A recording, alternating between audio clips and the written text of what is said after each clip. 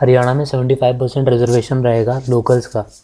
कहाँ पे? Private sector में, प्राइवेट जो जॉब्स हैं उनमें। तो किस किस में ये अप्लाई होगा?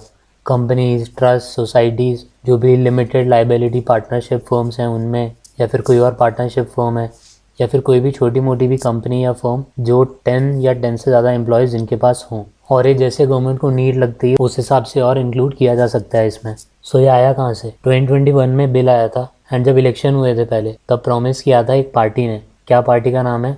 जननायक जनता पार्टी। इनने प्रॉमिस किया था और अब ये आ गया है।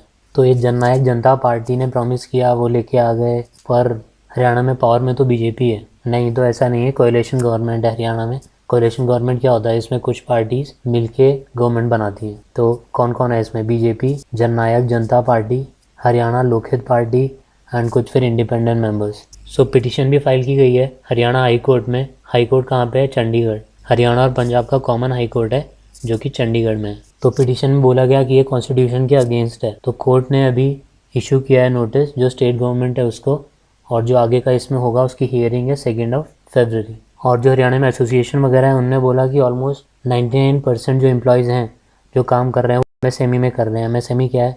Micro small and medium enterprise. और उनकी जो सैलरी है वो अराउंड 30,000 या उससे भी कम कमाते हैं। तो इस कैटेगरी में आते हैं, इस सेट में आते हैं, क्योंकि पहले बोला गया था एम्प्लॉयज़ जिनकी 50,000 से कम है, बाकी उस चीज़ में कुछ भी चेंजेस और हो सकते हैं, वो गवर्नमेंट के ऊपर है।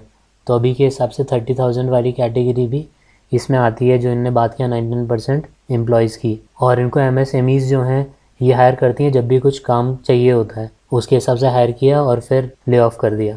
जब डिमांड होती है तब ले लेते हैं। तो उनने कहा ये बहुत मुश्किल है कि जब भी आपको चाहिए वो पर्टिकुलर स्किल वो उसी टाइम हमेशा वहीं मिल जाए लोकली। और जो मानेसर इंडस्ट्रियल वेलफेयर एसोसिएशन के जनरल सेक्रेटरी हैं मनमोहन गैन, उनने बोला कि ये जो डिसीजन लिया गया है ये पॉलिटिकल है और ज़्यादा कुछ रिसर्च और डेटा बिना गैदर किए हुए ले लिया है बस।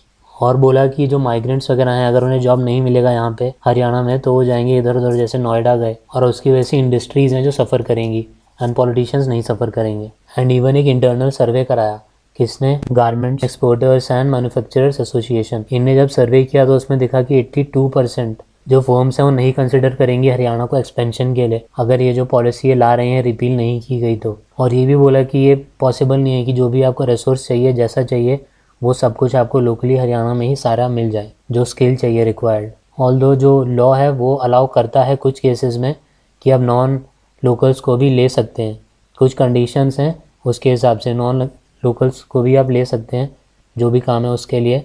बट उसके लिए करना क्या होगा? डीसी ऑफिस से परमिशन चाहिएगी। तो इनने ये भी बोला जो फर्म्स वाले हैं कि वो पॉसिबल नहीं है कि आपको कोई भी चाहिए उसके लिए आप पहले परमिशन लेते हुए घूम रहे हो कि ऑफिस से परमिशन मिल जाए फिर उनको हायर किया जाए। और 75% बहुत ज़्यादा है, तो इतना करने से बहुत ज़्यादा ही इम्बैलेंस कर देगा लोकल्स और माइग्रेंट्स में। और जैसे अभी स्मूथली चल रहे हैं बिजनेसेस या इंडस्ट्रीज़ उनमें बहुत प्रॉब्लम आएगी। ऑल्दो ये कर दिया है कि जो लोकल है उसकी क्या डेफिनेशन है, तो वो चीज़ के लिए कर दिया है 15 ईयर्स से 5 ईयर्स कि 5 ईयर्स आप वहाँ रह रहे तो आपको डोमिसाइल सर्टिफिकेट मिल जाएगा।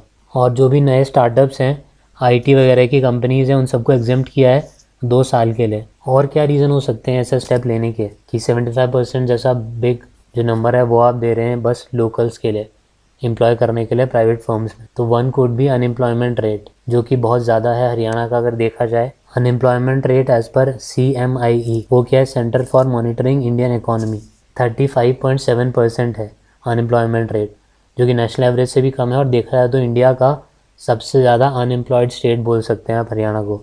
कोविड के टाइम कंडीशन और ख़राब हुई तो बाकी जगह जैसे जैसे इकोनॉमी खुली चीज़ें आने लगी तो नॉर्मल हुआ, पर यहाँ पे डिक्लाइन ही हो रहा है हरियाणा में। और एम्प्लॉयमेंट डिक्लाइन हो रहा है, इससे अनएम्प्लॉयमेंट बढ़ते ही जा रहा है। तो इन चीज़ को भी देखते हुए ये किया है जिससे कि लोकल्स को प्रॉब्लम ना आए। तो इश्यूज़ क्या हैं इसमें? एक देखा जाए तो राइट टू इक्वालिटी, इसके बेसिस पे आप ऐसा नहीं कर सकते वैसा देखा जाए तो।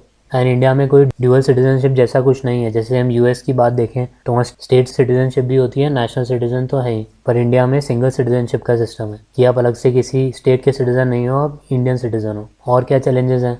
ऑब्वियसली गवर्नमेंट सेक्टर में रिजर्वेशन होता है, एजुकेशन में होता है, पर प्राइवेट में बहुत मुश्किल हो जाएगा क्योंकि कंपनीज को आप फोर्स कर रहे हो ओनली जो लोकली लोग रह रहे हैं उन्हें ही लेने के लिए। बाकी अगर हम 50,000 वाला स्लैब को देखें जो रखी गई थी कि उससे कम जिसका सैलरी है वो उन पे अप्लाई होगा, तो 97% जो वर्कर्स हैं प्राइवेट सेक्टर में उनकी सैलरी 50,000 से कम है। बाकी ऐसा ही सिमिलर कुछ आंध्र प्रदेश में भी किया गया था, तो बताइए उसका अभी क्या चल रहा है कि उसको एनफोर्स कर दिया या नहीं किया या हटा दिया कोर्ट ने। मिलते हैं फिर।